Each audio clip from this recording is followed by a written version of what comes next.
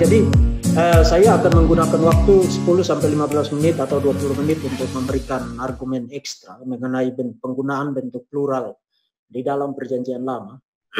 Kemudian saya akan membahas tentang relevansi dari doktrin Tritunggal.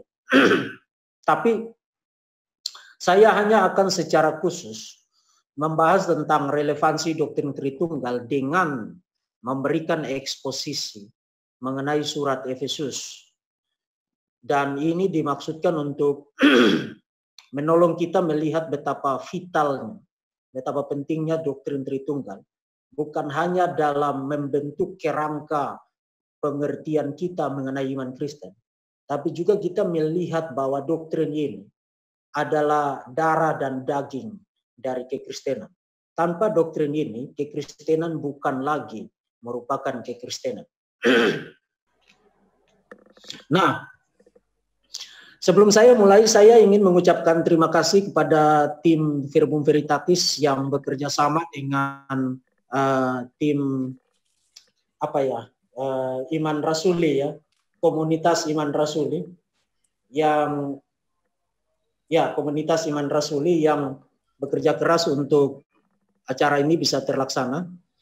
Bagi saudara-saudara yang belum join dengan grup komunitas Iman Rasuli, silakan join melalui grup Telegram supaya saudara dapat informasi terkini terkait dengan pelaksanaan acara-acara yang diadakan dalam kerjasama dengan Verbum Veritatis. Nah, sorry saya lagi kurang sehat jadi agak batuk-batuk dan pilek.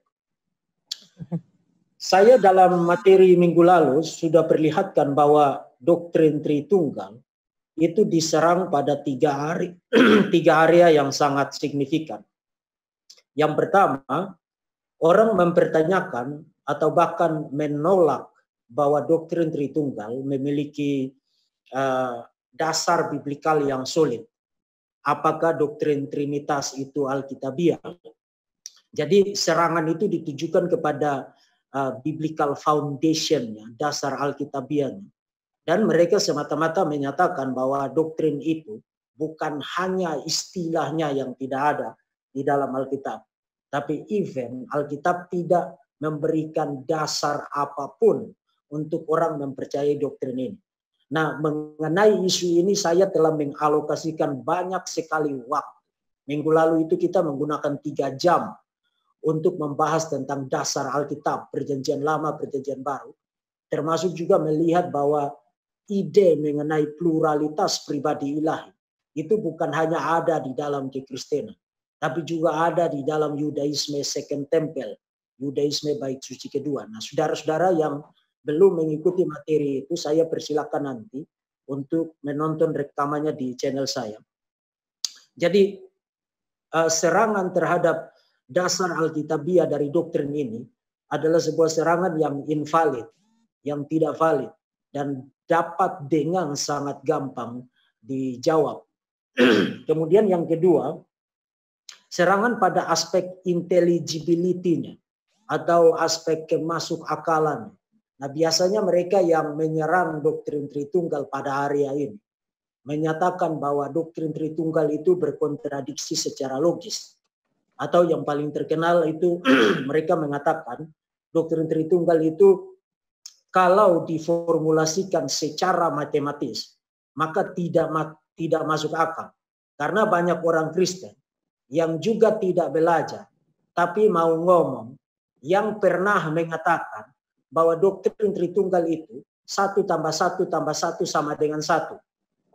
Nah, saudara-saudara yang saya kasihi dalam nama Tuhan Yesus, mulai malam ini setelah saudara mengikuti kuliah ini, hentikan penggunaan formulasi matematis yang demikian. You mau tarik turun bulan dari orbit tata surya ini atau membuat matahari menjadi 15 pun, 1 + 1 + 1 tidak mungkin adalah 1. Itu simply omong kosong matematis. Jadi jangan gunakan formulasi matematis itu. Dan formulasi itu tidak juga Alkitabiah. Tidak juga Alkitabiah. Nah, saudara silakan tonton rekaman materi saya di dalam kuliah umum pada minggu lalu mengenai hal itu. Jadi jangan lagi gunakan formulasi itu. Saudara hanya akan mencekik diri sendiri kalau saudara mencoba menjelaskan doktrin Tritunggal dengan formulasi 1 tambah 1 tambah 1 sama dengan 1. Itu omong kosong matematis. Jangan gunakan itu lagi.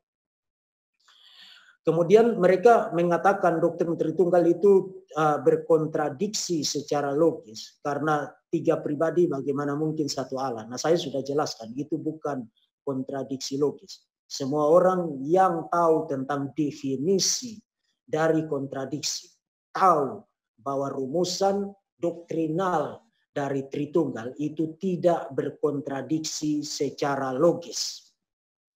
Kemudian yang ketiga, dan inilah yang akan menjadi pusat perhatian kita malam ini, adalah pertanyaan mengenai apa relevansi praktis dari doktrin Tritunggal. Sebab adalah satu hal untuk kita percaya bahwa Alkitab mengajarkan mengenai doktrin Tritunggal. Itu satu hal. Tapi adalah hal lain untuk menyatakan bahwa doktrin Tritunggal memiliki relevansi dengan kehidupan kita.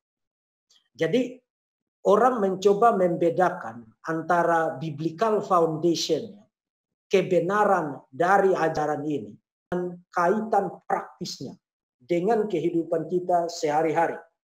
Dan saya kira mungkin saja tidak sedikit dari saudara-saudara yang mengikuti kuliah pada malam ini pun bertanya-tanya, sebenarnya apa sih kaitan praktis, relevansi dari doktrin Tritunggal dengan kehidupan saya setiap hari sebagai seorang Kristen.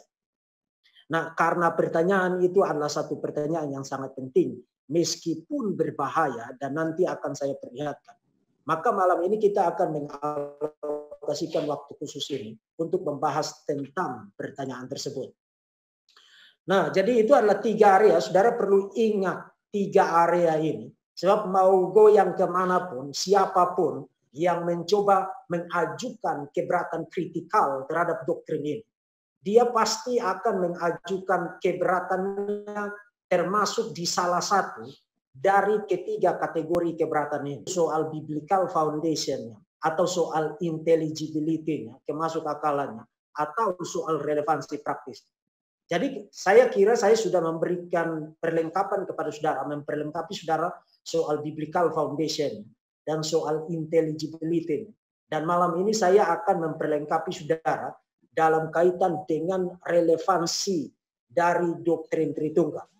Sehingga saudara betul-betul solid dalam doktrin ini. Sehingga dengan siapapun saudara berhadapan, saudara menjadi tidak terkalahkan, saudara menjadi tangguh di dalam memberikan pertanggungjawaban iman terhadap khususnya mengenai doktrin Tritunggal. Nah, kita akan mulai menggunakan sedikit waktu untuk membahas tentang penggunaan bentuk plural di dalam Perjanjian Lama. Tadi saya sudah katakan bahwa di dalam presentasi-presentasi terdahulu saya tidak cukup waktu untuk mengcover materi ini. Jadi saudara akan mendapatkan materi tambahan terkait dengan biblical foundation untuk doktrin Tritunggal pada malam ini. Nah, saya ingatkan, materi suplemen ini hanya menjadi powerful untuk digunakan kalau saudara telah terlebih dahulu memperlihatkan dasar-dasar Alkitab untuk doktrin Tritunggal dalam materi yang telah saya sampaikan dalam kuliah terdahulu. Jadi kalau di dalam sebuah diskusi atau di dalam sebuah presentasi, jangan mulai dengan argumen ini. Jangan mulai dengan argumen ini. Tapi mulai dengan dasar-dasar Alkitab yang saya sampaikan di dalam presentasi-presentasi terdahulu. Setelah saudara kemukakan itu, baru saudara perkuat itu dengan argumen suplemen yang saya sampaikan pada malam ini.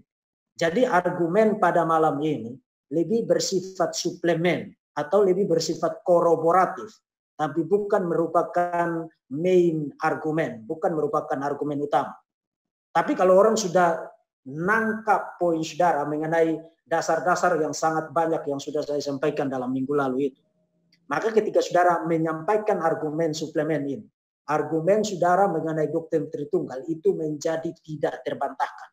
Terutama kalau saudara berhadapan dengan mereka yang Unitarian, seperti Islam, seperti Oneness Pentecostals atau para penganut modalisme, akan menjadi tidak terkalahkan kalau saudara setelah mengajukan argumen-argumen yang sudah saya presentasikan minggu lalu, kemudian saudara beri suplemen dengan yang saya sampaikan pada malam ini. Jadi sekarang kita andaikan saja kita sedang berhadapan dengan mereka yang Unitarian. Nah, saya sudah jelaskan Unitarian itu apa. Unitarian itu berarti orang yang percaya Tuhan itu esa, baik di dalam pribadinya maupun di dalam esensinya. Nah, itu berbeda dengan Tritunggal. Tritunggal percaya Tuhan itu esa di dalam esensinya. Tapi esensi yang satu itu dimiliki secara setara oleh tiga pribadi yang berbeda. Itulah sebabnya kita menyebut doktrin itu doktrin Trinitas atau Tritunggal. Nah, kita mulai dengan penggunaan kata kita di dalam Perjanjian Lama. Penggunaan kata kita dalam kaitan dengan Allah itu muncul 4 kali di dalam Perjanjian Lama. Yang pertama itu muncul di dalam Kejadian pasal 1 ayat 26. Nanti setelah saya jelaskan semua kemunculan dari kata ini di dalam Perjanjian Lama, baru saya akan menjelaskan konsep bagaimana kita memahami kemunculan kata kita di sini.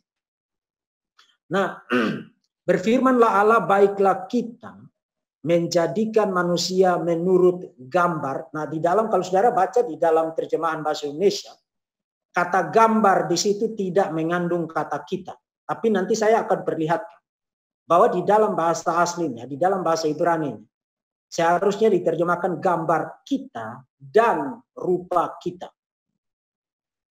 Itu seharusnya. Dan saudara silakan perhatikan datanya ada di screen sekarang.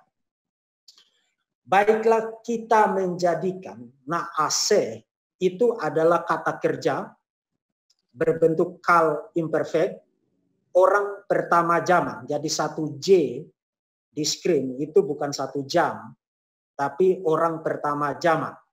Nah, sebelum saya lanjutkan, supaya nanti saya tidak jelaskan lagi. Di dalam bahasa Ibrani maupun di dalam bahasa Yunani, kata kerja itu sendiri sudah mengandung unsur pelaku di dalam. Jadi kita sudah bisa tahu dari sebuah kata kerja yang melakukan itu siapa. Apakah orang pertama tunggal, kedua tunggal, ketiga tunggal, atau pertama jamak, kedua jamak, ketiga jamak. Jadi kita sudah bisa tahu tentang pelaku dari kata kerja yang muncul di dalam sebuah klausa, sebuah frasa, atau sebuah kalimat. Itu di dalam bahasa Ibrani dan di dalam bahasa Yunani. Nah, saudara perlu ingat itu. Karena poin itu akan menjadi sangat penting untuk penjelasan saya selanjutnya. Jadi kata kerja naase itu berbentuk orang pertama jamak yang seharusnya diterjemahkan kita menjadikan, seperti yang saudara baca di dalam terjemahan Indonesia Baru. Kemudian betsalmenu itu adalah kata benda konstruk, orang pertama jamak. 1 J di situ bukan 1 jam, tapi orang pertama jamak. Dalam gambar kita. Nah, kalau saudara baca di dalam terjemahan bahasa Indonesia, kata gambar itu tidak mengandung kata kita di situ. Padahal seharusnya ada kata kita di situ. Betsalmenu. Kemudian kide demutenu itu juga mengandung kata kita di situ. Jadi mestinya diterjemahkan baiklah kita menjadikan manusia menurut gambar kita dan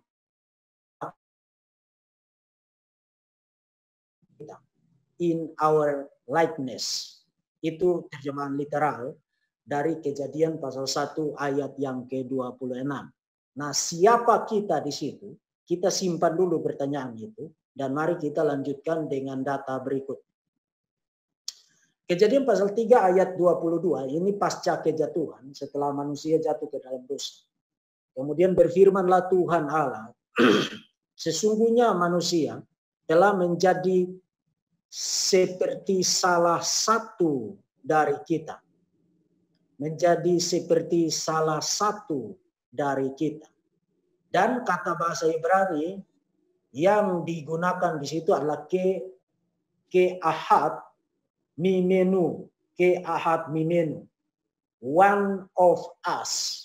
Menjadi salah satu dari kita. Sekali lagi, siapa kita di situ? Kita simpan dulu pertanyaan itu. Dan mari kita perhatikan data selanjutnya. Kejadian pasal 11 ayat 7 ini adalah cerita tentang manusia masih satu bangsa, satu bahasa. Mereka berencana untuk membangun menara yang tinggi supaya bisa mencapai langit. Kemudian sebagai respons atas rencana itu, Tuhan berfirman, baiklah kita turun dan mengacau balaukan. Nah, kalau saudara perhatikan kata-kata yang saya kasih huruf tebal, kasih bold di situ. Kata mengacau balaukan atau mengacaukan itu tidak mengandung kata kita di situ. Tapi di dalam bahasa Ibrani-nya seharusnya mengandung kata kita di situ. Jadi ada 2 kali kemunculan kata kita di dalam ayat ini. Dalam referen kepada Tuhan. Karena ini Tuhan yang berbicara. Jadi baiklah kita turun dan kita mengacaukan. Itu terjemahan literal dari naskah Ibrani. Di sana bahasa mereka sehingga mereka tidak mengerti lagi bahasa masing-masing. Sekali lagi, siapa kita di sini? Kita simpan dulu dan kita perhatikan teks yang terakhir. Yesaya pasal 6 ayat 8. Nah, kalau saudara perhatikan di screen, saya mengutip dari terjemahan bahasa Indonesia sehari-hari. Dan nanti akan saya jelaskan kenapa saya tidak kutip dari terjemahan Indonesia Baru yang biasa kita baca di Indonesia, digunakan di hampir semua gereja di Indonesia.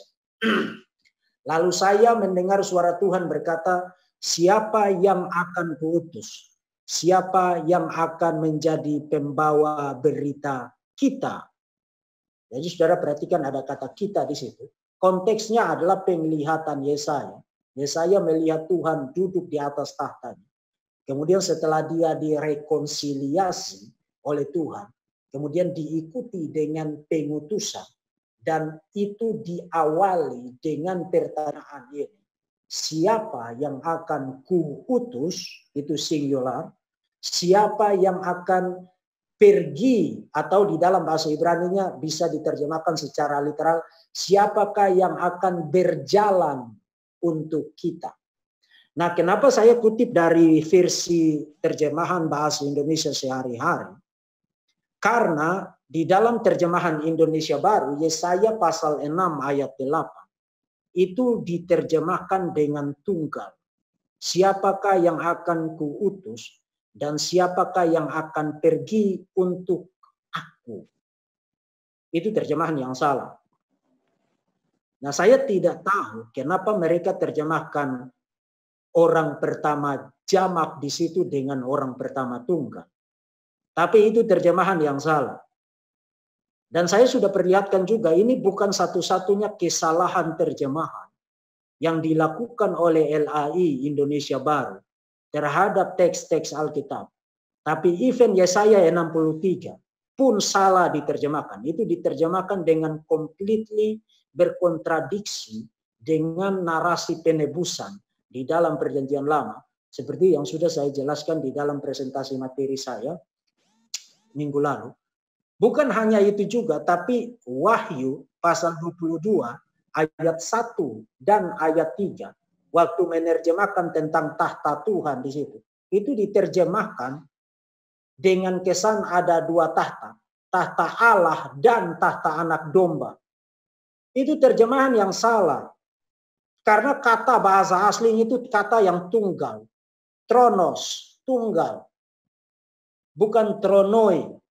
Kalau tronoi itu baru jamak. Tapi tronos, satu tahta. Dan itu dikaitkan dengan Bapa dan dengan anak. Dan itu menimbulkan kebingungan.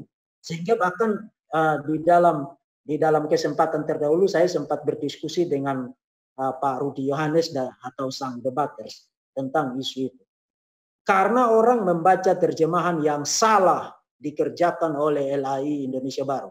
Jadi saya kira sudah saatnya LAI dengan adanya kekacauan doktrinal sekarang akibat orang membaca terjemahan, LAI sudah harus membentuk tim, membentuk komite untuk melakukan revisi terjemahan terhadap Indonesia terjemahan baru yang sekarang dipakai secara luas di Indonesia. Karena teks-teks yang signifikan terkait dengan doktrin-doktrin inti kekristenan itu diterjemahkan secara salah. Ya, diterjemahkan secara salah. Jadi saya berharap supaya kalau ada saudara-saudara orang-orang LAI yang menonton presentasi ini, silakan uji materi saya, silakan. Silakan uji materi saya, eksegesis saya terhadap Yesaya pasal 63, terhadap Yesaya pasal 6 ayat 8, terhadap Wahyu pasal 1, pasal 22, ayat 1 dan ayat 3, termasuk sejumlah teks yang lain dan saya bisa perlihatkan. Silakan uji materi saya dengan melihat kepada bahasa aslinya, bahasa Ibraninya maupun bahasa Yunani. Dan apakah yang saya sampaikan itu benar atau tidak. Kalau kesalahan terjemahan itu tidak terkait dengan doktrin, itu mungkin kita masih bisa mengerti. Kita masih bisa mengerti. Tapi teks-teks yang signifikan seperti Yesaya pasal 63, itu salah satu teks yang sangat powerful untuk doktrin Tritunggal dalam. Kemudian Wahyu pasal 22. Itu teks-teks yang sangat signifikan untuk orang membangun ajaran mengenai imannya. Dan itu salah diterjemahkan. Tidak semua orang itu punya kemampuan bahasa asli. Nah, sebelum lanjutkan, saya ingin kasih komentar begini. Tidak apa-apa saudara membaca terjemahan. Jangan terintimidasi dengan propaganda murahan dari para apologet muslim yang mencoba membuatmu menjadi minder dengan menyebut kamu kaum terjemahan. Jangan terintimidasi dengan itu. Karena Alkitab firman Tuhan dimaksudkan untuk dibaca dan dimengerti di dalam bahasa kita masing-masing. Hanya saja kita harus ingat bahwa kualitas, properti, dan kekayaan bahasa yang satu dengan bahasa yang lain itu sangat berbeda. Sangat berbeda. Semua orang yang pernah terlibat di dalam penerjemahan naskah tahu bahwa menerjemahkan satu teks di dalam bahasa yang lain ke dalam bahasa yang lain itu dia akan mengalami kesulitan karena kandungan kekayaan properti linguistik dari satu bahasa dengan bahasa yang lain itu sangat berbeda. Sangat berbeda. Apalagi kita bahasa Indonesia yang tata bahasanya tidak terlalu kaya seperti atau dibandingkan dengan tata bahasa Yunani dan tata bahasa Ibrani. Jadi itu bisa dimengerti. Tapi itu bukan excuse untuk melakukan kesalahan terjemahan. Itu bukan excuse. Nah, jadi jangan terintimidasi. Orang menyebut kamu kaum terjemahan. Yang kita baca di sini kita yakin dan percaya ini adalah firman Tuhan. Tapi demi akurasi kita memang harus memiliki pengetahuan bahasa asli. Kalau saudara mau melakukan studi yang serius terhadap iman saudara. Atau kalau saudara mau mengajar. Dan satu komentar lagi. Jangan percaya kepada siapapun. Kepada mereka yang mau mengajar tapi tidak mau belajar. Yang mengatakan kepada kamu, oh yang penting hati saya tulus. Yang penting saya punya kasih. Yang penting saya punya kesungguhan melayani. Ya, kesungguhan, ketulusan, dan kasih bukan merupakan pengganti dari studi untuk saudara menjadi seorang pengajar atau seorang pengkhotbah. Kalau saudara tidak mau belajar, tidak mau menempuh studi yang serius, mengalokasikan waktu untuk belajar, jangan pernah menjadi lancang untuk mengajar. Karena kalau saudara salah mengajar, yang dipertaruhkan adalah nasib kekekalan orang banyak. Itu sebenarnya saudara-saudara yang Kristen, tanpa bermaksud merampas kegembiraan siapapun. Tapi dengarkan nasihat ini baik-baik. Karena saya tidak punya keuntungan apapun untuk mengatakan nasihat ini kepada saudara. Jangan membuka telinga kepada orang yang tidak studi dan tidak mau belajar, tapi mau mengajar. Jangan. Karena yang saudara pertaruhkan adalah nasib kekekalan saudara. Nah, sekarang kita kembali kepada isu mengenai kita di dalam perjanjian lama. Siapakah kita? Di dalam Kejadian pasal 1, Kejadian pasal 3, Kejadian pasal 11, kemudian Yesaya pasal 6, ayat yang ke-8. Umumnya ada dua posisi utama terkait dengan siapa kita di dalam Perjanjian Lama. Yang pertama adalah pandangan bahwa kita di sini adalah Tuhan berbicara kepada Divine Council, sidang ilahi. Dan itu ada juga di dalam sejumlah tradisi Rabini yang menafsirkan Kejadian pasal 1 dalam pengertian Tuhan berbicara kepada para malaikat. Itu ada di dalam tradisi Rabini. Tetapi saya kira tidak ada waktu sekarang untuk menjelaskan itu. Saya sudah tulis secara khusus mengenai isu ini di blog saya tentang kata kita di dalam Perjanjian Lama. Dan saudara silakan searching di blog saya di kinggadas.wordpress.com. Saya sudah tulis tentang itu. Kata kita di dalam Perjanjian Lama itu harus dimengerti dalam konteks Trinitarian. Dalam konteks Trinitarian. Apalagi seperti Kejadian pasal 3. Ketika Tuhan berkata manusia telah menjadi seperti one of us. Salah satu dari kita. Salah satu dari kita.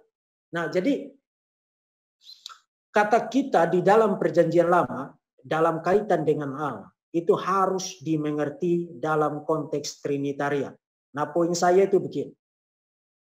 Kalau saudara seorang Oneness Pentakostas atau saudara seorang penganut Unitarian, bagaimana saudara bisa menyelamatkan teologi Oneness, teologi Unitarian ketika berhadapan dengan pluralitas semacam ini, penggunaan bentuk plural semacam ini?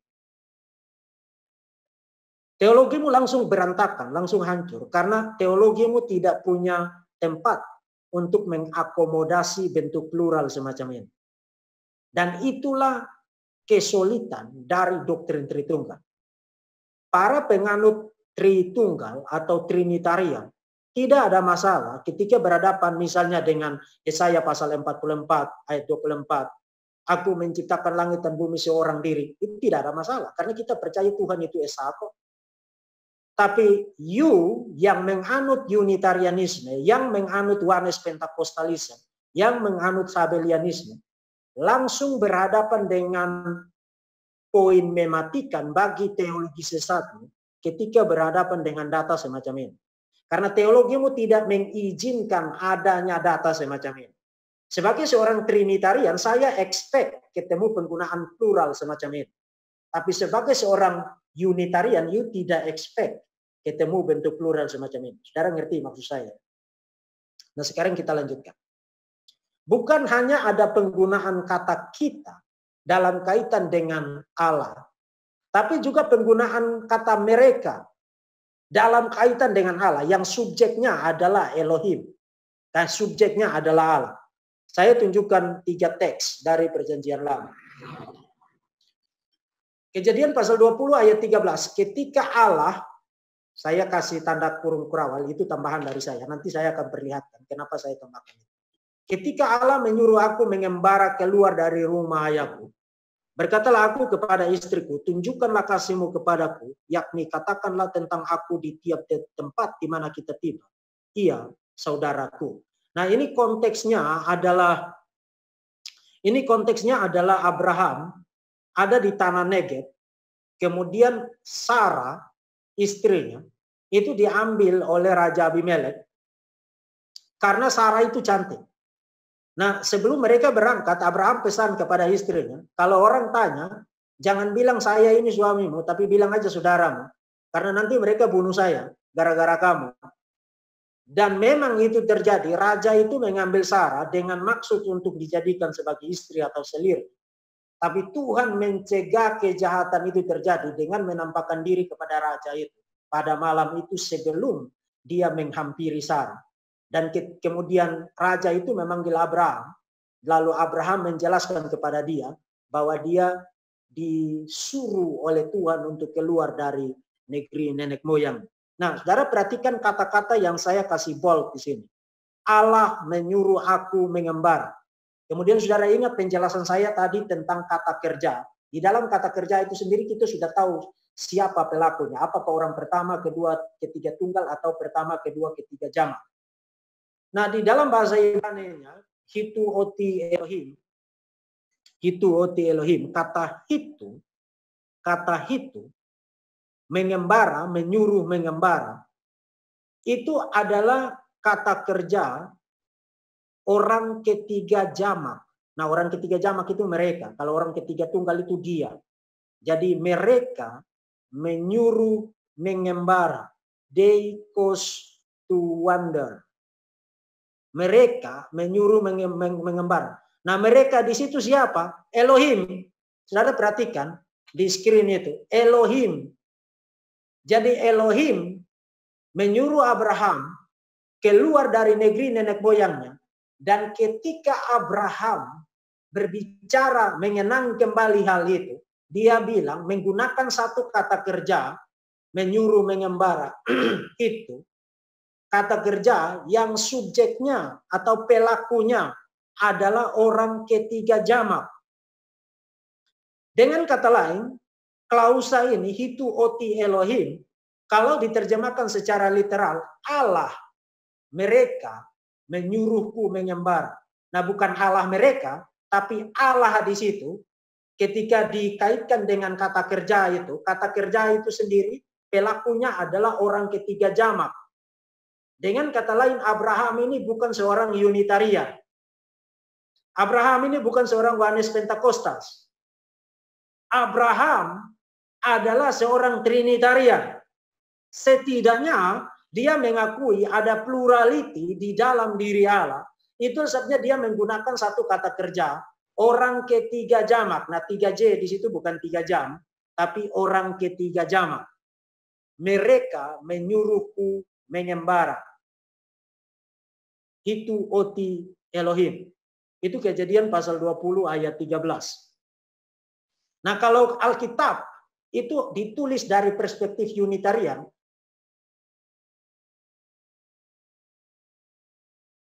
perspektif itu. Kemudian Kejadian pasal 35 ayat 1 dan ayat 7. Ini adalah cerita tentang Yakub. Allah berfirman kepada Yakub, saya minum. Bersiaplah, pergilah ke Betel, tinggallah di situ dan buatlah di situ mezbah bagi Allah. Nah, sebelum melanjutkan, saudara perhatikan, ada sesuatu yang ganjil di ayat pertama. Allah berfirman kepada Yakub, buatlah di situ mezbah.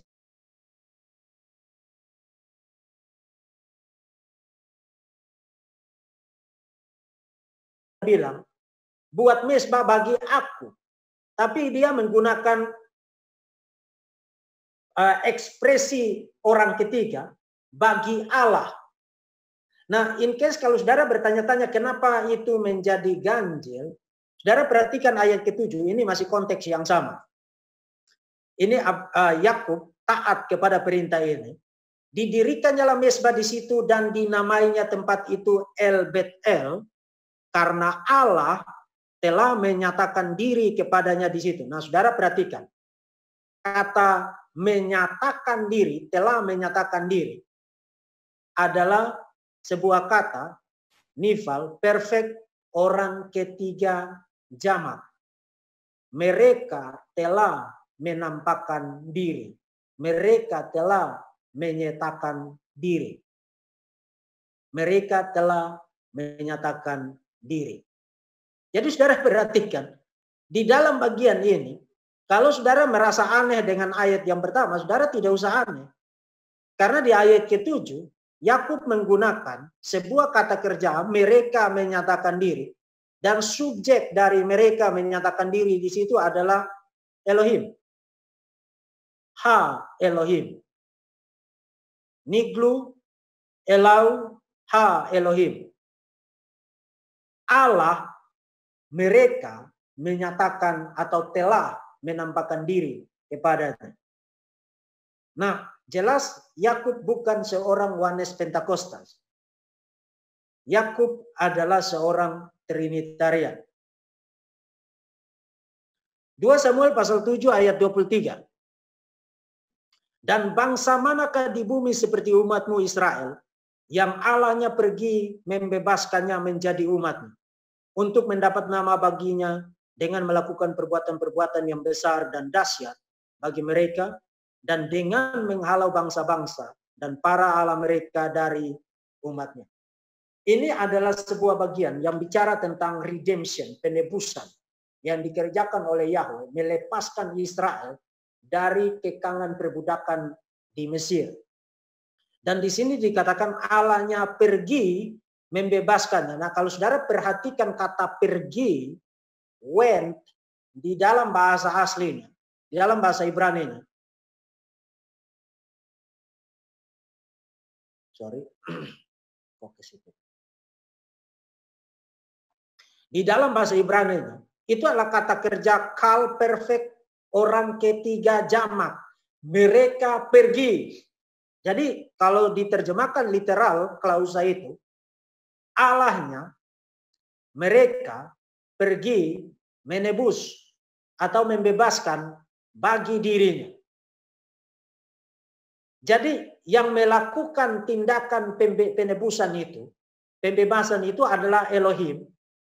Dan ketika Samuel menggambarkan Elohim melakukan tindakan penebusan itu, Samuel bilang mereka pergi menebus bagi dirinya sebuah umat. Artinya menebus Israel untuk dijadikan umat Allah. Jelas Samuel bukan seorang Unitarian, bukan seorang Oneness Pentakostal. Samuel adalah seorang Trinitarian. Dan saya bahkan sudah perlihatkan di dalam presentasi terdahulu, Samuel bahkan mengalami teofani dari Dafar Yahweh. Dafar Yahweh datang memanggil Samuel untuk menjadi pelayan Tuhan.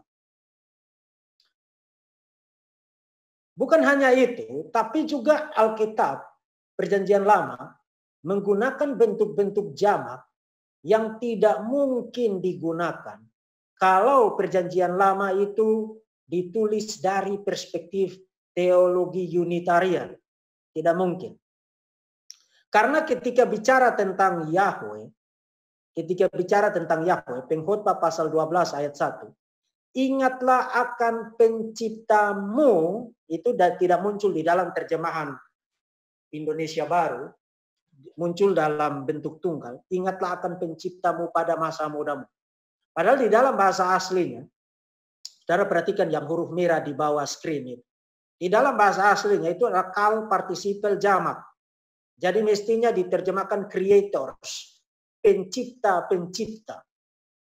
Nah, coba kasih tahu saya, kalau saudara seorang Oneness Pentakostal, saudara seorang Unitarian, bagaimana teologimu tidak dihancurkan dengan penggunaan bentuk jamak semacam ini? Teologimu sudah tidak laku lagi ketika berhadapan dengan penggunaan bentuk jamak semacam ini. Itulah sebabnya kembalilah kepada ajaran yang sehat. Jangan membawa dirimu ke dalam kebinasaan dengan mempercayai ajaran sesat. Karena Perjanjian Lama bahkan tidak ada masalah bicara tentang creators, para pencipta atau pencipta-pencipta. Dan seorang Trinitarian tidak ada masalah dengan ekspresi itu. Karena kita percaya Tuhan itu Esa, Tuhan yang Esa itu berkeberadaan dalam 3 pribadi yang berbeda. Jadi kalau dia menggunakan ekspresi jamak, kita tidak merasa bahwa kita adalah politeis. Kita tidak merasa bahwa kita telah meninggalkan monoteisme. Tapi seorang penganut Unitarian harus tidak menemukan ekspresi jamak semacam ini. Harus. Sebab Unitarianisme, Oneness Pentakostalisme, Sabelianisme, modalisme tidak mengakomodasi bentuk plural semacam ini. Satu lagi. Mazmur pasal yang ke-49 ayat 2. 149 ayat 2. Biarlah Israel bersuka cita atas yang menjadikannya. Sebenarnya yang menjadikan yang saya kasih bold di situ. Itu di dalam bahasa Ibrani-nya adalah kal participle jamak dari makers. Pembuat-pembuat atau pencipta-penciptanya. Nah, kasih tahu saya kalau saudara seorang Oneness, seorang Unitarian, seorang Sabelian, modalis, bagaimana teologimu tidak hancur ketemu dengan yang begini? Ketemu dengan yang begini. Karena pemazmur tidak ada masalah bicara tentang makers, pembuat. Dan ini bicara tentang Yahweh loh ini. Karena dia sedang mengajak, biarlah Israel bersuka cita atas makersnya, makers. Biarlah Bani Sion bersorak-sorak atas raja mereka. Ini pemazmur. Jadi pemazmur pun bukan penganut Oneness Pentakostal, bukan penganut Unitarian, bukan penganut modalisme, bukan penganut Sabelianisme. Pemazmur pun adalah Trinitarian. Yesaya 54, penulis yang sama, yang darinya para penganut Oneness Pentakostal mencomot Yesaya pasal 44 ayat 24 untuk bersorak-sorak atas kesesatan mereka. Karena Tuhan bilang, aku menciptakan langit dan bumi seorang diri. Tapi penulis yang sama, Yesaya yang sama, bicara tentang Yahweh dengan ekspresi metaforik, husbands. Ini bicara kaitan Yahweh dengan Israel. Dan itu sebabnya di dalam perjanjian baru, umat Tuhan itu disebut sebagai pengantin Kristus. Kita dapatkan metafora itu bukan tiba-tiba muncul di dalam perjanjian baru. Itu sudah muncul di dalam perjanjian lama. Nah, kalau saudara yang bukan Kristen, yang otakmu hanya isi dengan selangkangan, maka kamu akan berpikir jorok tentang ini. Tuhan kok disebut suami. Tapi di dalam Alkitab, itu adalah satu metafora yang menggambarkan relasi yang intim dan harmonis antara pencipta Yahweh dengan umat. Dan Yahweh disebut sebagai your husbands.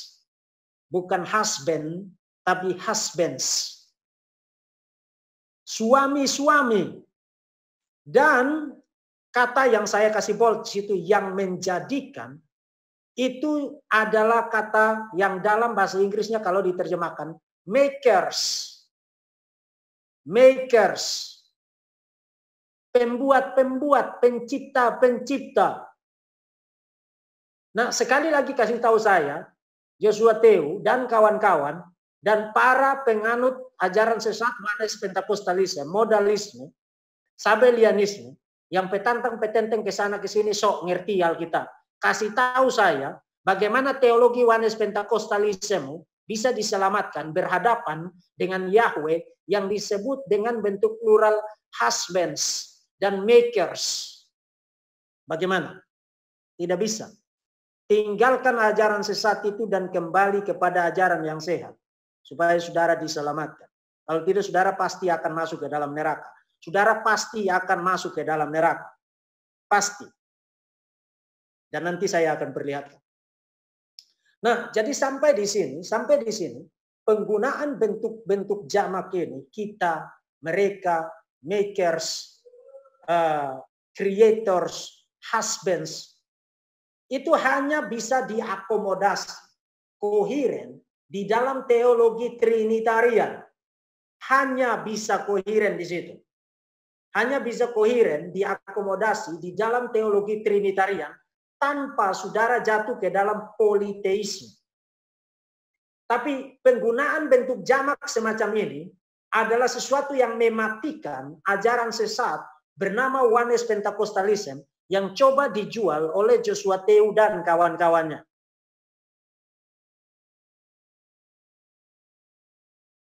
Jadi saya berharap malam ini, saudara bukan hanya menambah pengetahuan mengenai Alkitab, tapi bagi saudara yang telah memiliki iman yang Trinitarian, saudara menjadi confidence untuk percaya bahwa iman saudara itu well ground, memiliki dasar yang solid di dalam ajaran Alkitab. Dan bagi saudara yang telah meminum racun dan mereguk ajaran sesat bernama Oneness Pentakostalisme, kembali kepada ajaran yang sehat. Mengapa kamu harus binasa untuk satu mangkuk ajaran sesat bernama Oneness Pentakostalisme? Dan gereja-gereja yang mengajarkan ajaran ini, tinggalkan ajaran ini dan kembali kepada ajaran yang sehat. Di dalam presentasi-presentasi saya terdahulu, telah saya katakan Saya kutip dari seorang pakar sejarah gereja, Philip Schaff, pakar sejarah gereja asal Swiss yang melayani di Jerman, yang terkenal dengan belasan volume dari buku sejarah gerejanya itu, menyatakan bahwa gereja sejak semula selalu percaya akan doktrin Tritunggal. Selalu. Dan kalau saudara membaca bapak-bapak gereja, mereka mempertahankan ajaran ini karena kalau kutip dari Athanasius, kami dipaksa oleh kitab suci untuk percaya akan doktrin ini. Kami dipaksa, diyakinkan oleh kitab suci bahwa doktrin ini berasal dan berakar teguh, berakar kokoh di dalam kitab suci. Di dalam kitab suci. Dan itulah sebabnya doktrin ini merupakan doktrin yang Katolik doktrin. Kalau menggunakan istilah dari Tertullianus, atau Tertullianus juga menyebutnya dengan istilah lain, Catholic Rule of Faith, aturan iman yang yang umum, yang Katolik. Dan ajaran ini pula yang membedakan saudara dengan yang non-Kristen. Yang non-Kristen. Oke, sekarang kita akan melihat beberapa kutipan dari orang-orang yang sangat terkenal di dalam sejarah gereja, termasuk sejumlah orang yang mencoba mencari sensasi di dunia maya, di Indonesia, dengan petenteng menyatakan bahwa doktrin Tritunggal itu sudah tidak relevan di abad yang ke-21. Batang hidungmu yang tidak relevan, tapi jangan bilang bahwa doktrin Tritunggal itu tidak relevan. Kamu insulting Tuhan, baik. Dan setiap kata-katamu mengenai Tuhan itu akan diminta pertanggungjawaban oleh Tuhan. Nah, mari kita lihat beberapa kutipan dari orang-orang terkenal, termasuk juga beberapa orang yang mencoba menggunakan internet di Indonesia untuk mempengaruhi publik, meneguk racun ajaran sesat bernama Oneness Pentakostalisme. Ini adalah kutipan dari Immanuel Kant. Semua yang belajar teologi, belajar filsafat tahu tentang Immanuel Kant, filsuf asal Jerman, tokoh penting dalam gerakan yang disebut dengan gerakan pencerahan pada abad ke-18, sebenarnya sudah muncul pada abad ke-17. Dan Immanuel Kant terkenal dengan dua kategorinya yang saya juga pernah kutip, tentang kategori noumena dan fenomena. Nah, sebelum saya baca kutipan ini, fenomena dan noumena itu satu kategori yang sangat penting. Hari ini orang lebih memperhatikan, dan sebenarnya bukan hanya baru hari ini, tapi di dalam banyak kesempatan orang lebih memperhatikan tampilan luar, tapi tidak memberi perhatian terhadap isinya. Tidak memberi perhatian terhadap isinya. Jadi dia sibuk membangun image, membangun apa yang tampak bagus di luar, meskipun dia tidak punya substansi yang solid. Nah, Immanuel Kant mengingatkan kita bahwa yang paling penting itu isinya. Yang paling penting itu substansinya, core-nya, bukan tampilan. Jadi Immanuel Kant menyatakan, doktrin Trinitas secara literal tidak memiliki relevansi praktis sama sekali. Wow. Doktrin Trinitas tidak memiliki relevansi praktis sama sekali. Saya tidak ngerti apa yang dimengerti oleh Immanuel Kant mengenai doktrin Tritunggal. Tapi yang pasti, yang dia pikir dia mengerti tentang doktrin Tritunggal itu pasti bukan doktrin Tritunggal. Karena nanti saya akan perlihatkan, saudara tidak mungkin tidak melihat relevansi dari doktrin Tritunggal kalau saudara adalah orang Kristen. Secara literal tidak memiliki relevansi praktis sama sekali. Bahkan jika kita memahaminya, entah kita menyembah 3 atau 10 pribadi, itu tidak membuat perbedaan apapun. Adalah tidak mungkin untuk merangkum perbedaan ini menjadi aturan-aturan yang berbeda untuk kehidupan yang praktis. Jadi menurut Immanuel Kant, you mau sembah 10 pribadi, ke 3 pribadi, 20 juta pribadi pun apa masalah. Nah menurut Alkitab itu masalah. Menurut Alkitab itu masalah. Nah, jadi menurut Immanuel Kant, tidak masalah Yusuf sembah 3 pribadi, 10 pribadi, itu tidak membuat perbedaan apapun. Karena menurut dia, apakah itu 3 pribadi atau 10 pribadi, itu tidak membentuk aturan-aturan yang berbeda untuk kehidupan praktis. Ini Immanuel Kant, ini bukan orang bodoh. Ini seorang filosof yang sangat terkenal dan menjadi salah satu tokoh penting pada masa pencerahan, Enlightenment, yang muncul di Jerman, di Eropa, pada abad ke-17, abad ke-18. Kemudian satu lagi tokoh yang sangat penting juga di dalam sejarah kekristenan adalah Schleiermacher. Nah, Schleiermacher ini adalah tokoh yang dikenal di dalam teologi Kristen dengan sebutan Bapak Teologi Modern. Nah, kalau saudara dengar istilah teologi modern, bagi saudara yang tidak punya basic pendidikan teologi, kalau saudara dengar istilah modern teologi atau teologi modern, yang dimaksudkan dengan istilah itu tidak lain adalah teologi liberal. Jadi liberal teologi, istilah lainnya adalah modern teologi, teologi modern. Nah, teologi modern atau teologi liberal itu apa? Sederhananya, teologi liberal, teologi modern itu tidak percaya akan hal-hal yang supernatural. Jadi kalau saudara baca, Alkitab bicara tentang mujizat, menurut mereka itu bisa dijelaskan secara alamiah. Bahkan mereka bisa menyatakan itu adalah mitos. Itu adalah dongeng. Jadi presupposisi anti supernatural. Nah, dari mana teologi modern, teologi liberal dapatkan itu? Dapatkan itu dari pencerahan yang muncul pada abad ke-17, abad ke-18. Dan pada abad ke-19 muncul apa yang disebut dengan studi historis kritis terhadap Alkitab. Muncul studi kritik bentuk, kritik redaksi, kritik tradisi, dan kritik sumber, dan lain sebagainya. Tools-tools kritikal itu digunakan untuk membeda Alkitab. Maka di dalam video-video terdahulu saya katakan kepada saudara, studi-studi paling kritis di dalam sejarah intelektualitas manusia itu lahir di dalam tubuh kekristenan dan digunakan untuk membeda Alkitab. Jadi kalau sampai sekarang Alkitab masih teguh kokoh berdiri, itu karena memang Alkitab adalah kebenaran. Sebab belum pernah satu kitab suci manapun, dan ini saya katakan literal, maka saudara jangan minder menjadi orang Kristen. Saudara minder karena saudara tidak belajar, dan hari ini puji Tuhan saudara ikut materi ini. Tidak pernah ada satu kitab suci manapun yang pernah ditaruh di atas meja bedah dan pisau bedah ilmiah paling kritikal di dalam sejarah intelektualitas manusia dipakai untuk membedahnya. Tidak pernah ada satu kitab suci manapun selain Alkitab. Selain Alkitab.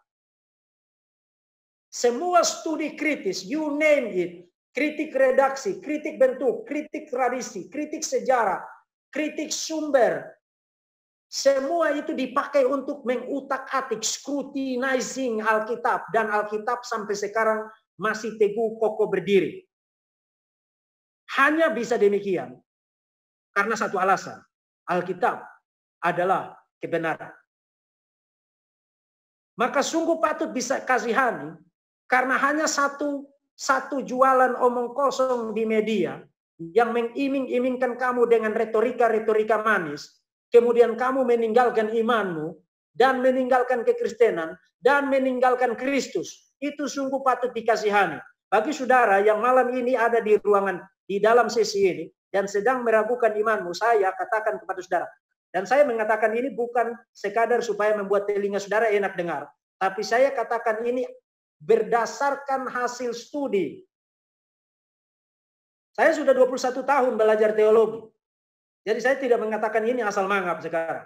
Studi-studi kritis, yang paling kritis di dalam sejarah intelektualitas manusia, itu dipakai untuk membeda Alkitab. Dan sampai sekarang kekristenan mampu menahan dan menjawab semua serangan paling hebat di dalam sejarah intelektualitas. Nah, Bapak teologi liberal, Bapak teologi modern, Friedrich Schleiermacher, asal Jerman, mengatakan begini, iman kita kepada, saudara lihat ini ngaku orang Kristen, tapi dia bisa ngomong begini. Artinya dia tidak ada masalah bersikap kritis terhadap Alkitab. Dan orang Kristen tidak menyuruh orang untuk pergi penggal batang lehernya. Iman kita kepada Kristus akan tetap sama jika kita tidak memiliki pengetahuan mengenai fakta transenden Trinitas. Dan bahkan jika fakta itu sendiri berbeda. Jadi dengan kata lain, entah Trinitas itu you tahu atau tidak, atau bahkan sebenarnya salah sekalipun, itu tidak ada kaitannya dengan kehidupan kita sama sekali. Tidak ada pengaruhnya terhadap iman Kristen. Nah, sama seperti Immanuel Kant, Schleiermacher bicara tentang Trinitas, tapi sebenarnya dia tidak mengerti apa-apa tentang Trinitas. Karena semua orang yang mengerti, tahu tentang Trinitas, dan melihat biblical foundationsnya yang solid di dalam Alkitab, tahu bahwa kekristenan runtuh atau berdiri di atas artikel of faith ini, di atas ajaran ini. Kekristenan bukan lagi adalah kekristenan kalau tidak Trinitarian. Itu sebabnya saya katakan kepada saudara, silakan gunakan sebutan apa saja bagi dirimu, tapi jangan sebut dirimu orang Kristen kalau you tidak beriman, tidak memiliki iman yang Trinitarian, tidak percaya akan doktrin Tritunggal. Silakan gunakan sebutan apa saja, tapi jangan sebut dirimu orang Kristen. Sebab kekristenan bukan lagi kekristenan kalau tidak Trinitarian. Meminjam istilah dari Herman Bavinck, teolog Belanda yang sangat terkenal itu, Tritunggal adalah the heartbeat, denyut jantung dari iman Kristen. Satu lagi, ini adalah seorang teolog Katolik yang sangat terkenal, Karl Rahner, juga asal Jerman. Dan dia mengatakan, di samping pengakuan iman ortodoks mereka mengenai Trinitas, orang-orang Kristen dalam kehidupan praktis mereka hampir semata-mata monoteis. Maksud dia dengan istilah monoteis di sini, sinonim dengan Unitarian. Jadi menurut Karl Rahner, meskipun orang-orang Kristen itu secara confession of faith, pengakuan iman, mereka percaya Tritunggal, tapi pada kenyataan praktisnya, mereka itu sebenarnya bersikap Unitarian. Bersikap seakan-akan Tuhan itu Unitarian.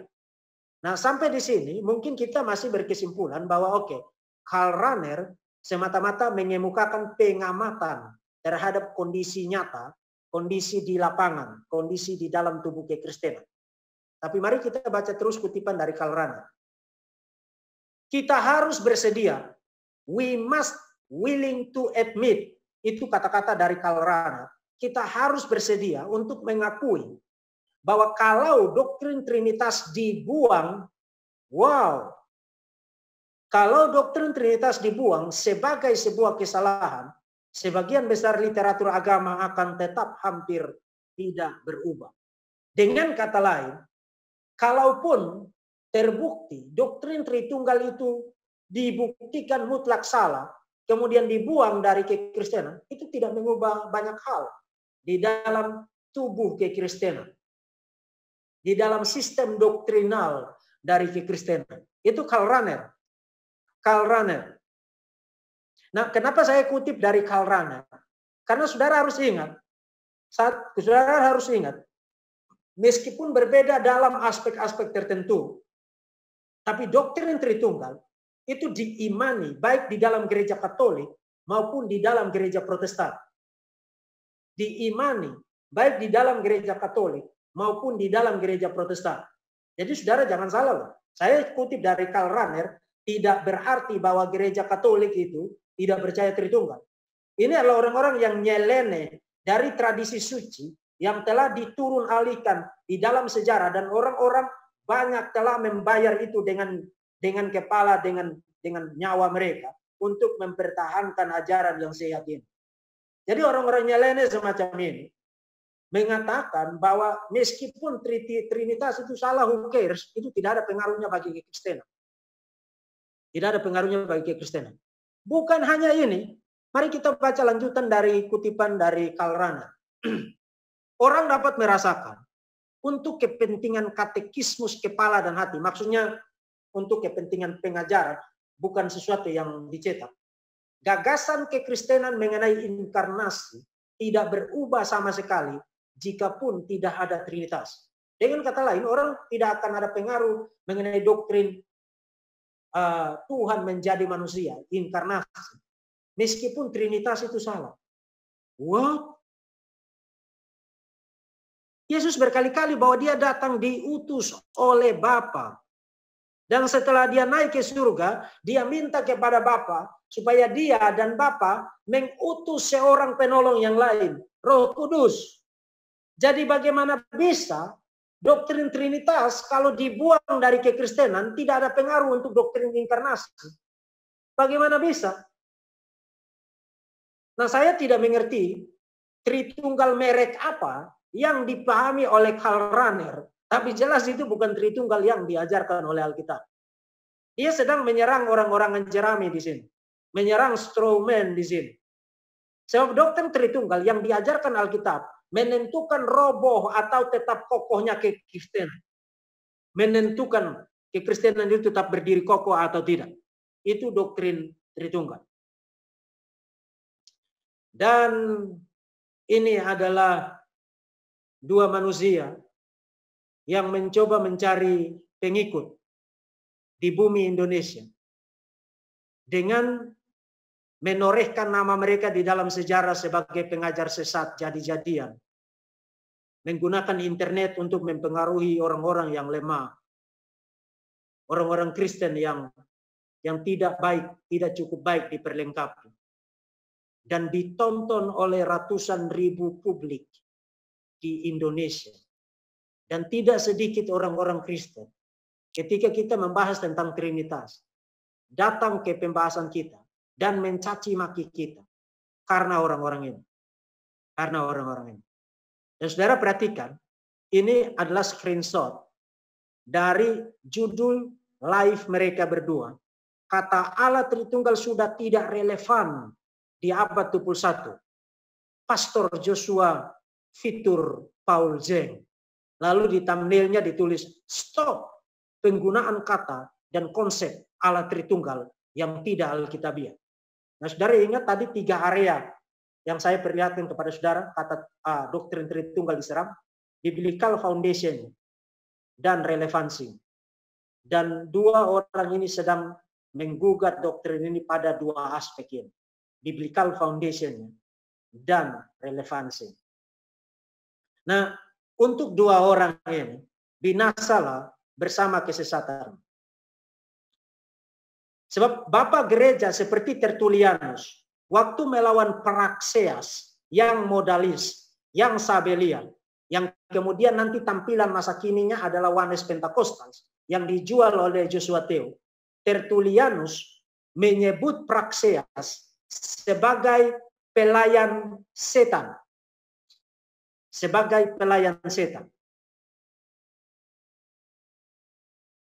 Nah, saya tidak peduli kamu membenci saya atau tidak. Tapi doktrin yang kamu ajarkan adalah doktrin sesat. Dan hidungmu itu yang tidak relevan. Tapi doktrin ini adalah darah dan daging dari kekristenan. Jadi kamu mau bicara tentang relevansi di sini. Nah, sekarang kita akan tiba pada inti dari kuliah ini, yaitu relevansi dari doktrin Tritunggal. Relevansi dari doktrin Tritunggal. Nah, tadi saya katakan, di satu sisi, pertanyaan mengenai relevansi, itu adalah sesuatu yang valid untuk ditanyakan. Valid untuk ditanyakan. Tapi saudara harus hati-hati. Mayoritas pertanyaan mengenai relevansi itu sebenarnya disetir oleh presaposisi yang berbahaya. Dan nanti akan saya perlihatkan. Setidaknya ada 2 presaposisi yang harus saudara hindari ketika saudara membahas tentang relevansi dari doktrin Tritunggal. Pertama, hindari apa yang disebut dengan presaposisi pragmatisme. Nah, pragmatisme itu apa?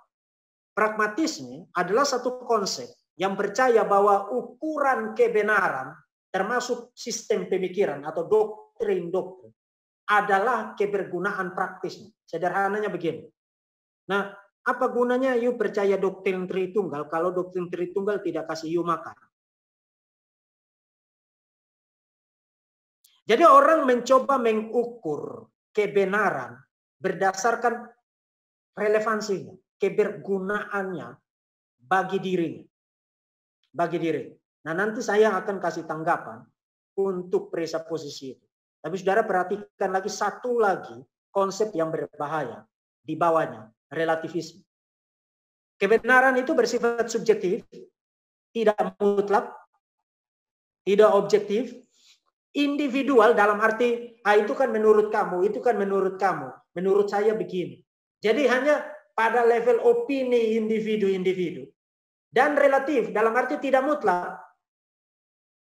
Makanya orang selalu bilang, itu kan menurut kamu, kan menurut saya begini. Hati-hati dengan retorika semacam itu, karena itu adalah anak haram dari relativisme.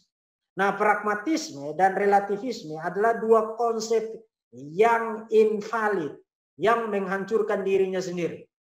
Mengatakan bahwa kebenaran dari segala sesuatu, termasuk pemikiran, dasarnya adalah kebergunaannya bagi saya secara asumtif. Berarti saya menjadikan diri saya sebagai tolok ukur dari kebenaran.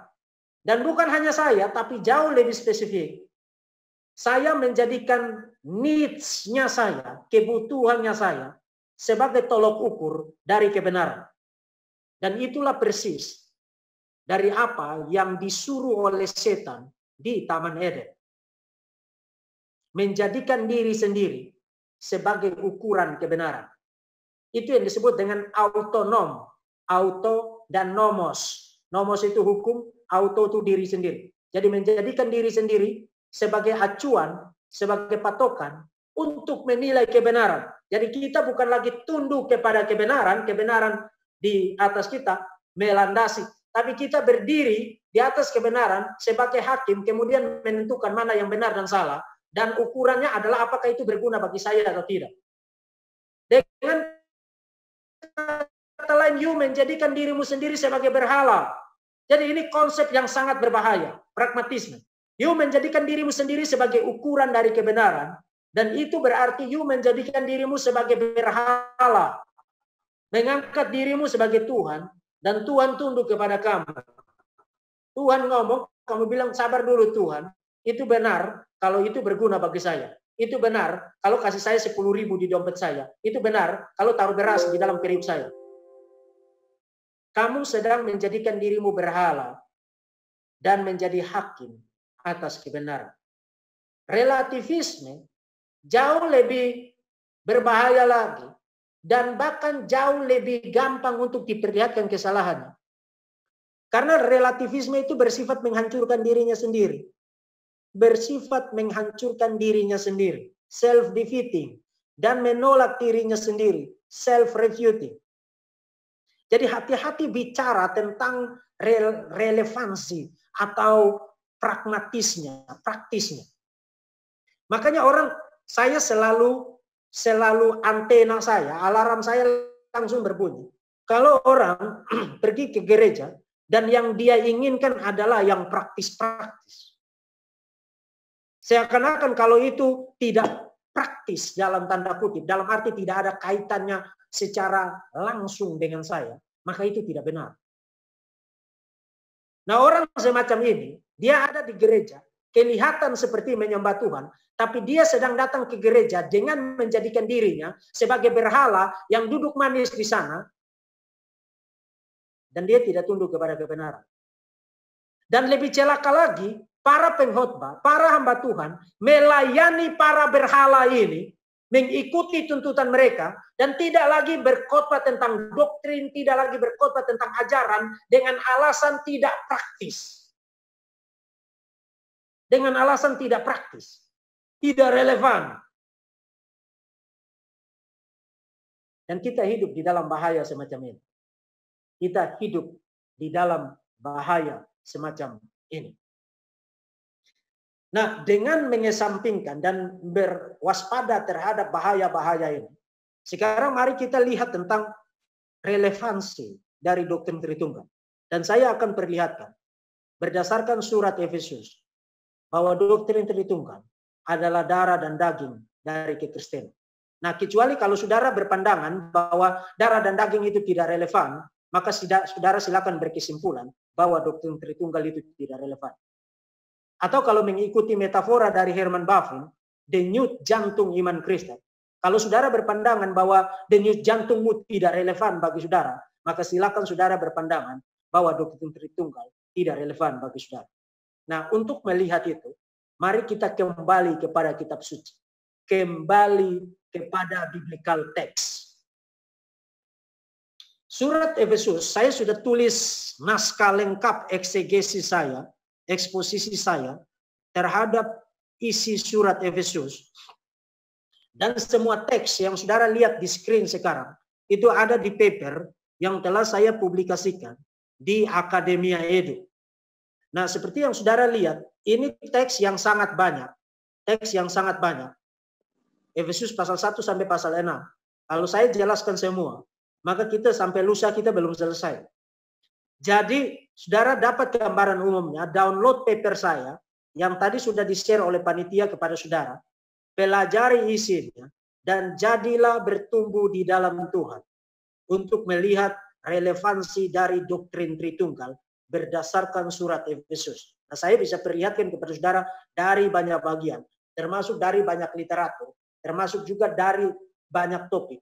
Misalnya, doktrin Tritunggal itu merupakan dasar dari penyembahan, worship, dasar dari doa, prayer, dasar dari keselamatan, dasar dari politik Kristen bahkan. Kalau saudara baca para teolog berdiskusi mengenai doktrin Tritunggal, hubungannya dengan semua aspek kehidupan ini. Dasar dari ekonomi, perspektif teologis mengenai ekonomi, mengenai kasih, mengenai etika, moral Kristen, dan lain sebagainya. Semua area kehidupan ini, tidak ada satupun area di mana doktrin Tritunggal tidak relevan dengan itu. Dan kita tidak mungkin membahas itu semua sekarang. Maka mari kita fokus kepada pengajaran Paulus melalui surat Efesus. Dan saya membagi surat itu ke dalam 3 kategori dalam kaitan dengan doktrin Tritunggal. Pertama, kategori yang pertama adalah Paulus bicara tentang rencana keselamatan. Kemudian Paulus bicara tentang kehidupan kita sebagai umat Tuhan. Kehidupan kita sehari-hari sebagai umat Tuhan. Jadi saudara-saudara yang masih bertanya-tanya tentang apa kaitan doktrin ini dengan saudara, baca surat Efesus. Dan teksnya sangat banyak, saya perlihatkan di situ. Kalau saudara butuh eksegesisnya, baca paper saya. Kemudian doktrin Tritunggal dan gereja, natur dari gereja, dasar dari gereja. Nah, tidak mungkin saya memberikan eksposisi untuk semua teks ini. Jadi saya akan choose, setiap topik itu saya akan choose salah satu teks.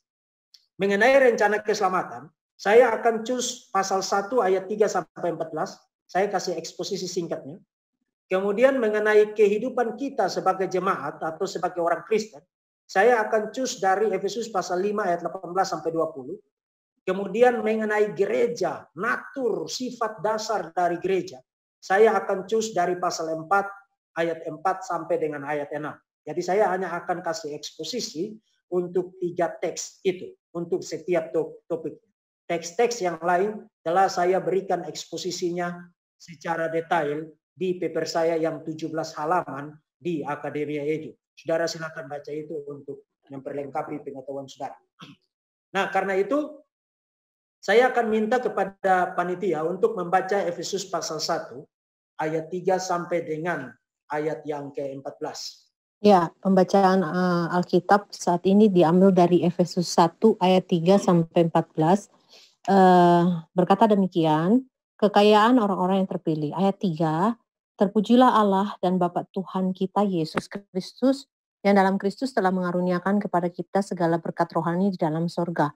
Yang keempat, sebab di dalam Dia Allah telah memilih kita sebelum dunia dijadikan, supaya kita kudus dan tak bercacat di hadapan-Nya.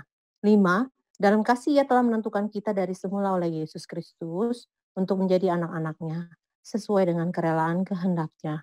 6. Supaya terpujilah kasih karunia-Nya yang mulia, yang dikaruniakannya kepada kita, di dalam Dia yang dikasihinya. 7. Sebab di dalam Dia dan oleh darah-Nya kita beroleh penebusan, yaitu pengampunan dosa, menurut kekayaan kasih karunia-Nya. 8. Yang dilimpahkannya kepada kita dalam segala hikmat dan pengertian. 9. Sebab Ia telah menyatakan rahasia kehendak-Nya kepada kita, sesuai dengan rencana kerelaan-Nya, yaitu rencana kerelaan dari semula telah ditetapkannya di dalam Kristus. 10. Sebagai persiapan kegenapan waktu untuk mempersatukan di dalam Kristus sebagai kepala segala sesuatu, baik yang di sorga maupun yang di bumi. Yang 11, aku katakan di dalam Kristus, karena di dalam Dialah kami mendapat bagian yang dijanjikan. Kami dari semula ditentukan untuk menerima bagian itu sesuai dengan maksud Allah, yang di dalam segala sesuatu bekerja menurut keputusan kehendak-Nya, supaya kami yang sebelumnya telah menaruh harapan pada Kristus boleh menjadi puji-pujian bagi kemuliaan-Nya. Di dalam Dia, kamu juga, karena kamu telah mendengar firman kebenaran, yaitu Injil keselamatanmu, di dalam Dia kamu juga. Ketika kamu percaya, dimateraikan dengan Roh Kudus. Yang dijanjikannya itu 14, dan Roh Kudus itu adalah jaminan bagian kita sampai kita memperoleh seluruhnya, yaitu penebusannya menjadikan kita milik Allah untuk memuji kemuliaan-Nya. Demikian bacaan Alkitab. Ya, terima kasih Bu. Ya, sama-sama Jadi Pak.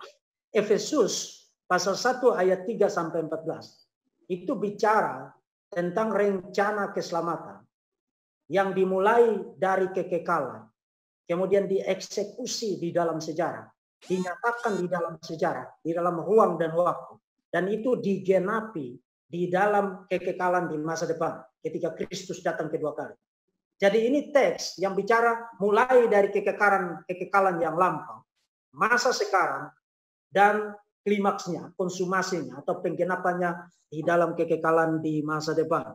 Dan saudara perhatikan, waktu Paulus bicara tentang keselamatan yang disediakan Tuhan bagi kita, dia formulasi itu dalam formulasi yang trinitarian.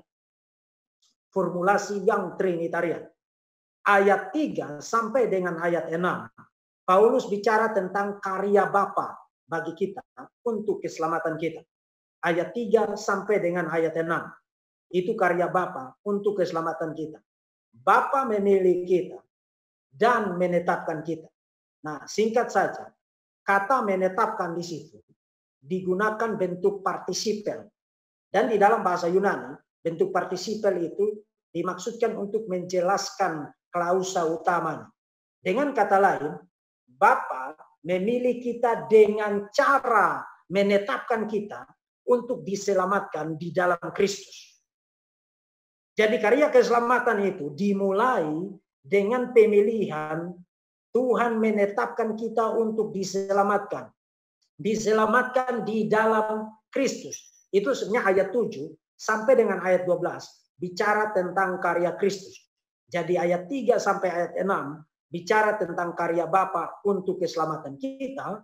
Ayat 7 sampai ayat 12 bicara tentang karya Kristus yang merealisasikan rencana itu di dalam ruang dan waktu, menjadi manusia, melayani sebagai Mesias, menyerahkan dirinya, mati secara terhina di atas salib, bangkit pada hari yang ketiga untuk menggenapkan rencana keselamatan itu.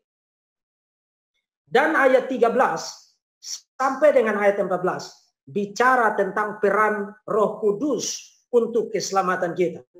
Roh Kudus memateraikan kita. Nah, kata materai itu singkat saja, itu bicara tentang satu penanda yang menandai kepemilikan.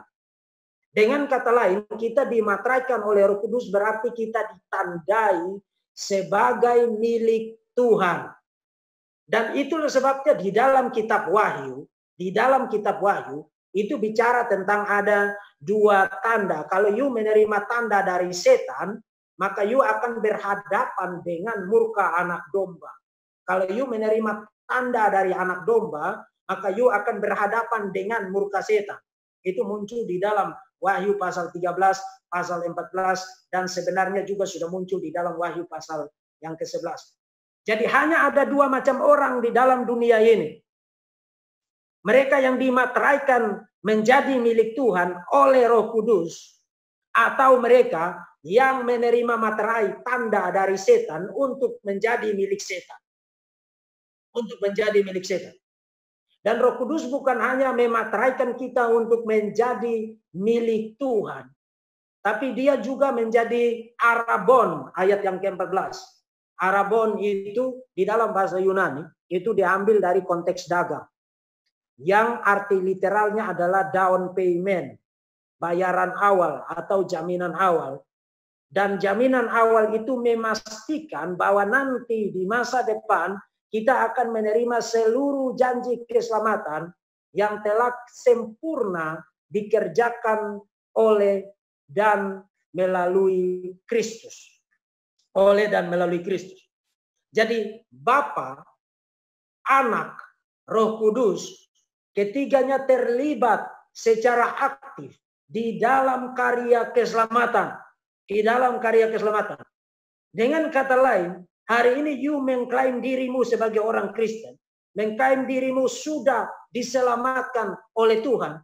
You harus sadar satu hal, keselamatan yang you terima by grace alone, atas dasar anugerah semata-mata itu, Efesus pasal 2 ayat 8 sampai 10, itu dapat kamu terima karena karya dari Allah Tritunggal. Allah Tritunggal yang menginisiasi, memulai rencana keselamatan. Allah Tritunggal yang merealisasikan rencana keselamatan. Dan Allah Tritunggal yang menggenapkan karya keselamatan tersebut. Dan itu akan menjadi jaminan yang kokoh dan solid untuk nanti kita boleh masuk ke dalam kekekalan hidup bersama dengan Tuhan. Nah, you bertanya tentang relevansi. Bertanya tentang relevansi. Kalau you bertanya tentang relevansi dari doktrin Tritunggal, itu sama saja dengan you bertanya tentang apakah keselamatan itu relevan bagi saya atau tidak. Of course relevan. Kalau you tidak diselamatkan, you masuk neraka. Ya, keselamatan itu bukan karyanya Joshua Teu dan Paul Jeng. Keselamatan itu karya Allah Tritunggal. Dan pertanyaan saya, kalau keselamatan itu adalah karya Allah Tritunggal, lalu you menyangkal Allah Tritunggal, lalu keselamatan apa yang kamu klaim sekarang, wahai orang-orang yang menolak doktrin Tritunggal? Jadi you bertanya tentang relevansi doktrin Tritunggal? Hari ini kamu menjadi anggota gereja, menyanyikan pujian syukur, menaikkan doa kepada Bapa sebagai orang-orang yang telah diselamatkan. Karena keselamatan yang kamu terima, yang kita semua terima, saudara dan saya terima, adalah karya dari Allah Tritunggal. Jadi relevan atau tidak doktrin Tritunggal itu? Of course, sangat amat relevan.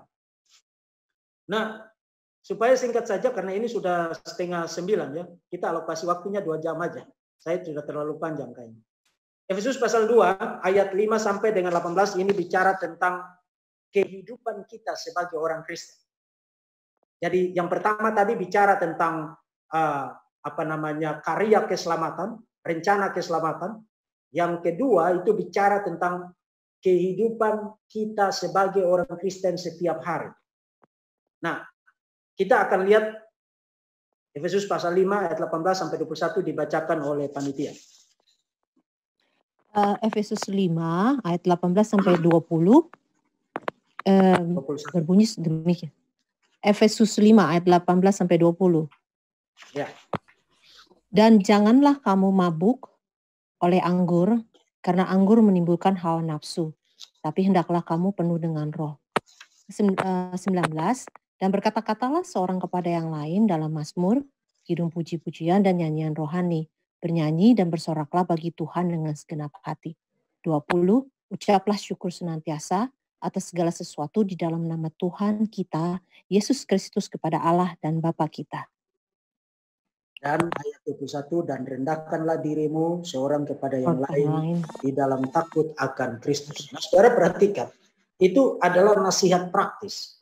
Paulus menasihati orang-orang percaya supaya mereka jangan mabuk oleh anggur, dan itu dikontraskan dengan hendaklah kamu dipenuhi dengan Roh Kudus.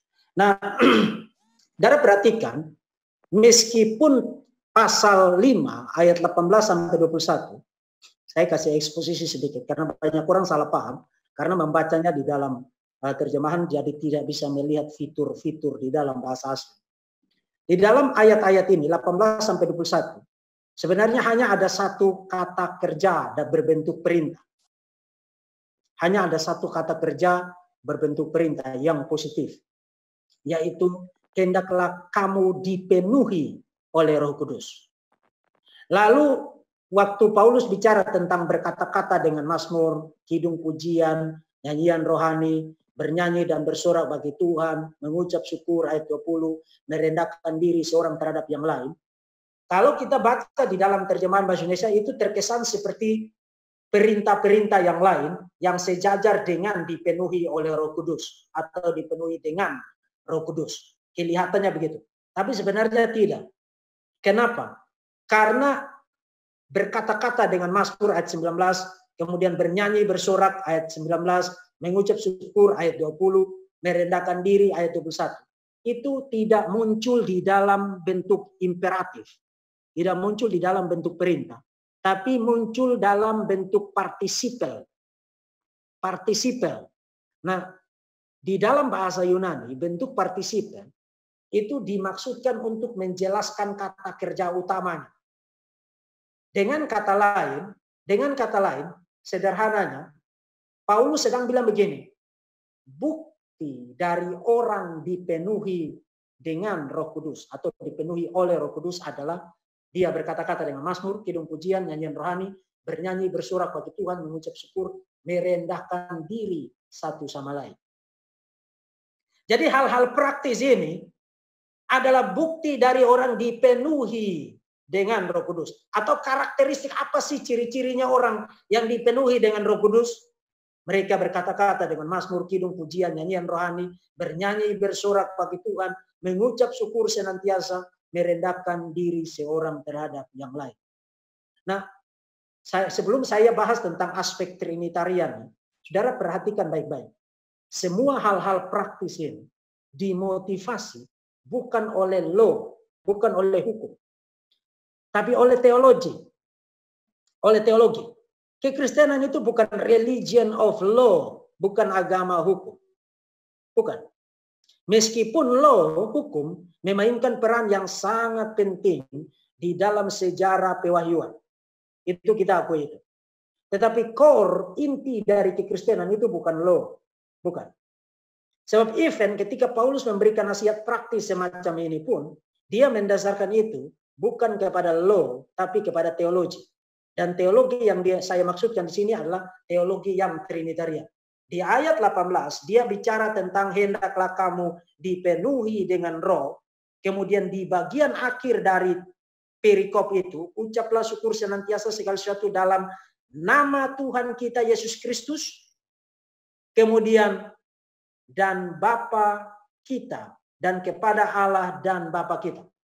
Jadi Paulus bicara tentang dipenuhi dengan roh. Kemudian dia bicara tentang Tuhan kita Yesus Kristus dan Allah dan Bapa kita dan Bapa. Jadi Roh, Kristus dan Bapa. Nah, ini satu urutan yang sangat menarik. Sangat menarik. Kalau di Efesus pasal 1 ayat 3 sampai 14, urutannya adalah Bapa, Yesus, Roh. Itu saudara ingat tadi ya, eksposisi saya terhadap Efesus pasal 1 ayat 3 sampai 14. Di pasal 5 ayat 18 sampai 21 urutannya adalah Roh, Kristus, Bapa. Kenapa begitu? Kenapa begitu? Karena dalam hal rencana keselamatan itu dimulai dari Bapa, dieksekusi di dalam sejarah, ruang dan waktu oleh Kristus, kemudian diaplikasikan menjadi efektif oleh Roh Kudus. Itu sebenarnya Bapa, Kristus, dan Roh. Tapi dalam hal penerimaan akan manfaat dari keselamatan itu, yang pertama kali meyakinkan kita untuk percaya kepada Kristus itu siapa? Roh Kudus. Roh Kudus ketika Injil diberitakan, bekerja di dalam hati kita, melembutkan hati kita yang membatu ini, melembutkannya, dan membuat kita menyesal akan dosa kita, dan melihat kenyataan bahwa kalau kita tidak percaya kepada Kristus, kita akan binasa selama-lamanya di dalam neraka. Roh Kuduslah yang memulai itu, membawa kita kepada iman kepada Kristus, dan kemudian kita melihat kemuliaan Bapa di dalam karya keselamatan yang dikerjakan oleh Kristus. Jadi dalam hal rencana keselamatan, urutannya adalah Bapa, Kristus, Roh Kudus. Dalam hal penerimaan akan keselamatan itu, urutannya adalah Roh Kudus, Kristus, Bapa. Jadi saudara lihat, tidak ada satupun bagian di dalam hidup kita yang tidak ada karya Allah Tritunggal di dalamnya. Everything, semua aspek dari kehidupan kita adalah karya anugerah dari Allah Tritunggal. Cuma bicara tentang hal praktis di gereja, pujian, penyembahan, khotbah, bernyanyi, mengucap syukur, merendahkan diri, mengasihi sesama. Semua itu fondasinya apa? Trinitarian, Allah Tritunggal, Roh Kudus, Kristus, dan Bapa. Nah, kita tidak ada waktu untuk melihat teks-teks yang lain. Tapi sekarang saudara sudah lihat betapa vitalnya doktrin Tritunggal bagi kita sebagai orang Kristen. Nah, poin yang terakhir, ini tentang natur dari gereja. Silakan baca Efesus pasal 4 ayat 4-6. Iya, Pak Deki. Efesus 4 ayat 4-6. Satu tubuh dan satu roh, sebagaimana kamu telah dipanggil kepada satu pengharapan yang terkandung dalam panggilanmu. Yang kelima, satu Tuhan, satu iman, satu baptisan. 6, satu Allah dan Bapa dari semua Allah yang di atas semua dan oleh semua dan di dalam semua. Ya, terima kasih Bu. Nah, ya, terima kasih. Saudara perhatikan, saya sangat ingin sekali memberikan eksposisi mulai dari ayat yang pertama sampai dengan ayat yang ke-16. Itu satu teks yang sangat powerful, bicara tentang kesatuan di dalam gereja, bicara tentang panggilan untuk hidup berpadanan dengan panggilan keselamatan, a life worthy of the calling, hidup yang berpadanan dengan panggilan. Mulai dari ayat 1 sampai ayat 3 Paulus bicara tentang itu, dan panggilan di situ di dalam surat-surat Paulus itu adalah effective calling, keselamatan, kata yang sejajar dengan keselamatan. Dengan kata lain, Paulus sedang menasihati mereka untuk hidup sesuai dengan anugerah keselamatan yang telah mereka terima di dalam ayat 3, 1 sampai dengan ayat 3. Nah, kemudian ayat 4 sampai 6, sampai dengan 16, itu Paulus memberikan dasar teologis dari nasihat itu. Apa dasar teologis dari panggilan untuk hidup berpadanan dengan calling? A life worthy of the calling. Hidup yang berpadanan dengan panggilan keselamatan itu. Nah, dasar yang pertama, ayat 4 sampai dengan ayat 6 yang tadi dibacakan oleh Ibu yang tadi. Itu bicara tentang kesatuan Kristen. Christian unity. Kemudian ayat 7 sampai dengan ayat 16 itu bicara tentang Christian diversity. Keberagaman Kristen. Jadi di satu sisi kekristenan itu satu, tapi di dalam kesatuan yang menyatu itu ada keberagaman, ada diversity-nya. Nah, kita tidak ada waktu untuk saya eksposisi itu secara detail. Saya kira saya sudah pernah khotbah itu dan rekamannya ada di YouTube. Saudara silakan nonton itu. Saya kasih judul A Life Worthy of the Calling dari teks ini. Tapi di dalam ayat 4 sampai ayat 6, ketika bicara tentang Christian unity atau kesatuan di dalam gereja, Paulus meletakkan topik itu di atas fondasi yang trinitarian. Satu roh, satu Tuhan di situ, itu adalah istilah yang secara konsisten di dalam surat-surat Paulus bicara tentang Kristus. Satu Tuhan, kemudian dia bicara tentang satu Allah. Kata Allah di dalam perjanjian baru mayoritas digunakan secara konsisten untuk bicara tentang Bapa. Jadi saudara perhatikan, tidak ada unity tanpa Trinity. Satu kali lagi. Tidak ada kesatuan di dalam gereja tanpa doktrin Tritunggal. Karena foundation, theological foundation dari kekristenan, dari kesatuan Kristen, Christian unity, theological foundationnya, dasar teologisnya adalah Tritunggal. Satu roh, satu Tuhan, satu Bapa, satu Allah. Dengan kata lain, jangan suruh saya untuk menjaga kesatuan dengan cara singing kumbaya dan fine-fine saja kalau orang mengajarkan ajaran sesat yang menolak doktrin Tritunggal di dalam kekristenan. Di dalam kekristenan. Sebab penolakan terhadap doktrin Tritunggal adalah penolakan terhadap fondasi kesatuan Kristen. Itu sebabnya saya sudah sering kutip dari Roma pasal 16 ayat yang ke-11. Paulus mengatakan, waspadalah terhadap mereka yang mengajarkan ajaran sesat dan janganlah engkau bergaul dengan mereka. Yang menimbulkan kekacauan bukan ajaran yang sehat. Yang menimbulkan perpecahan bukan ajaran yang sehat. Yang menimbulkan perpecahan adalah ajaran sesat. Karena ajaran sesat ini menggoyang, menggeser foundation, dasar dari Christian unity, kesatuan Kristen. Yang dasarnya tidak lain adalah satu roh, satu Tuhan, satu Bapa, Allah Tritunggal. Jadi you mau bicara tentang kesatuan tanpa doktrin Tritunggal, itu hanya ilusi, itu hanya fantasi, itu hanya hayalan. Tidak ada unity tanpa Trinity. Tidak ada kesatuan tanpa Trinitas. Jadi aspek apa dari kehidupan Kristen yang di dalamnya tidak relevan doktrin Tritunggal? Semua aspek kehidupan kita sebagai orang Kristen itu dilandasi, dimotivasi, dijaga, dilindungi, dianugerahi oleh doktrin Tritunggal. Itu sebenarnya tadi saya katakan, doktrin Tritunggal itu seperti darah dan daging bagi kekristenan. Jadi kalau you mempertanyakan relevansi doktrin Tritunggal, itu sama dengan you bertanya, apakah darah dan daging saya relevan untuk hidup saya atau tidak? Dan itu sebabnya juga Herman Bavinck menyatakan, doktrin Tritunggal adalah heartbeat, denyut jantung dari iman Kristen. Jadi kalau you mempertanyakan relevansi dari doktrin Tritunggal, you sedang mempertanyakan apakah denyut jantung saya ini relevan dengan hidup saya atau tidak. Of course relevan, karena kalau berhenti berdetak, maka you game over. Tidak ada lagi kehidupan dan tidak ada lagi kekristenan tanpa doktrin Tritunggal. Tuhan Yesus memberkati saudara-saudara sekalian dan saya akhiri